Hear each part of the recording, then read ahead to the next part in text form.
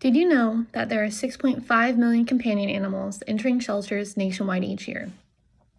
According to ASPCA, this is true. They have also reported that 1.5 million animals are euthanized per year out of that 6.5 million. That means 20% of dogs and 27% of cats are euthanized for the main reason of overpopulation.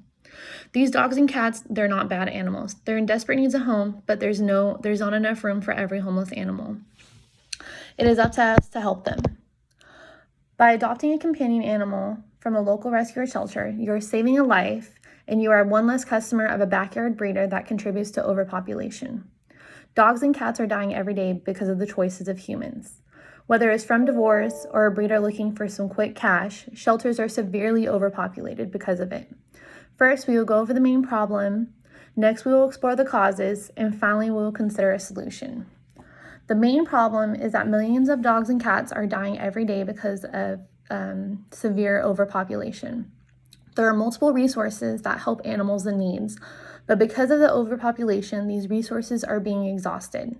Animals from shelters or rescues have a bad rap when they usually ended up there because of their irresponsible owner.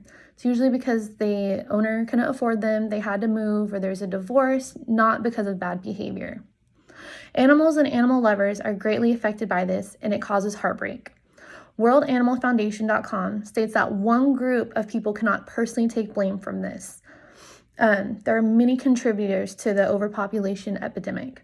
The responsibility is shared by owners, pet shops, puppy mills, and professional and backyard breeders.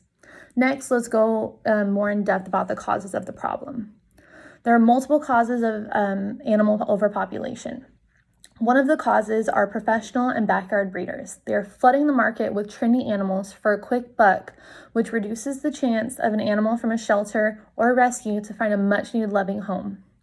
Many breeders don't require the puppies they sell to be spayed or neutered. And according to PETA's website, just one unaltered female dog and her offspring can produce 67,000 puppies in only 6 years. Another cause is irresponsible owners. Many owners don't want their animals to be spayed or neutered for personal reasons, and they don't think about how when an animal gets out, they can end up mating and they end up with a litter that just ends up dying in a shelter. Now that we know the causes, let's go over the solutions. So there's two main solutions to reduce overpopulation of animals. One is to spay or neuter your pet. There is no reason not to, since there are millions of homeless animals that need homes. Also, by spaying and neutering, you are preventing long-term problems such as tumors or bacterial infections. The most important solution is to adopt your dog or cat from a local shelter or rescue. Every Saturday, PetSmart partners up with rescues so you can meet your future fur baby.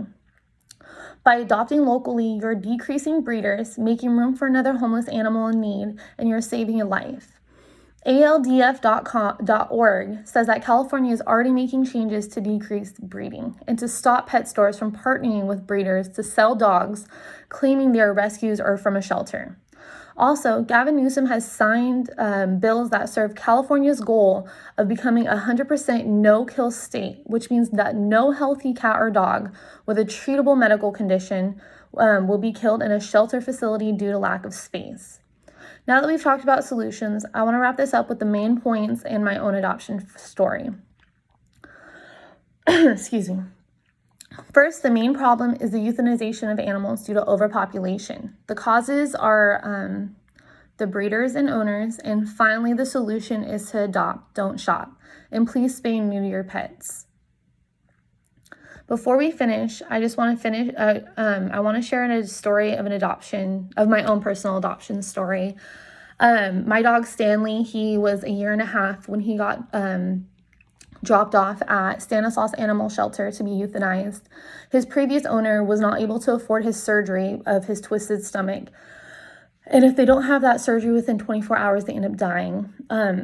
Stanislaus Animal Shelter wanted to give him another chance. So they partnered with a local rescue here in Modesto. It's called Stanislaus Humane Society.